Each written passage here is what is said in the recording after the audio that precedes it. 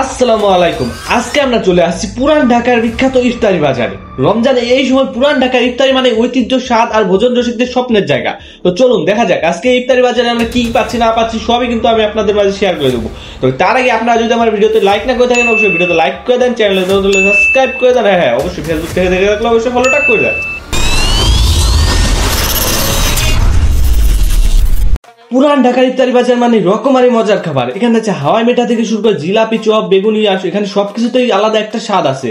আর এখানকার হালিম তো শুধু ঢাকায় না পুরো বাংলাদেশে বিখ্যাত। আর তাছাড়া এখানে রয়েছে পুরান ঢাকার সবচাইতে ঐতিহ্যবাহী কাচ্চি, মোরগ পোলাও, বোরহানি, আর যে আইটেমটার কথা না বললেই নয় বর্তমানে সবচাইতে ভাইরাল আইটেমটা আমাদের শিক্ষিত খাসি।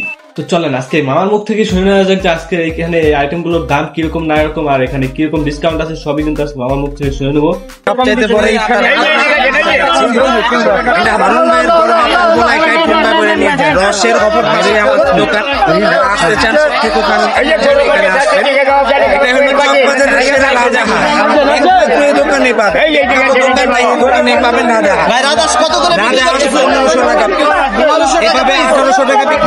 আপনার যারা আপনার মাধ্যমে যারা আসবে তাদের জন্য আমার মারফতে যারা আসবেন মানে আমার ভিডিও দেখে যারা আসবে তার জন্য ভাই কিন্তু 1500 টাকা রাখবে।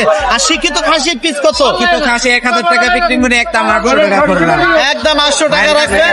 আর দেরি না করে কালকে আজকে তো সময় শেষ, কালকে চলে আসবে এই শিক্ষিত খাসি নেওয়ার জন্য কিন্তু কালকে চলে আসবে। ঠিক আছে।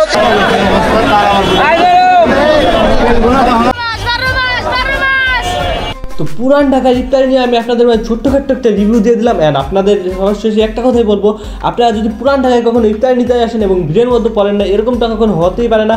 কারণ আপনারা এখানে লোকজন দেখলে বুঝবেন যে আসলে এখানকার ইফতারিগুলো কতটা পরিমাণ জনপ্রিয়। এখানকার লোকজন মানে অল টাইম লেগেই থাকে। আর স্পেশালি মানে যখন ইফতারিটা আজান দেবে তার 1 ঘন্টা আগ দিয়ে তো মানে পুরো একদম লাইন লেগে থাকে। তো যাই হোক আজকের মতো এই ছিল ভিডিও, দেখা হবে নেক্সট কোনো ভিডিওতে। আর এখন যদি আপনারা আমার ভিডিওতে লাইক না করে থাকেন অবশ্যই লাইক করে দিন, চ্যানেল নতুন হলে সাবস্ক্রাইব করে দিন, আমাদের ফেসবুক পেজের জন্য নতুন হলে ফলো করে দিন।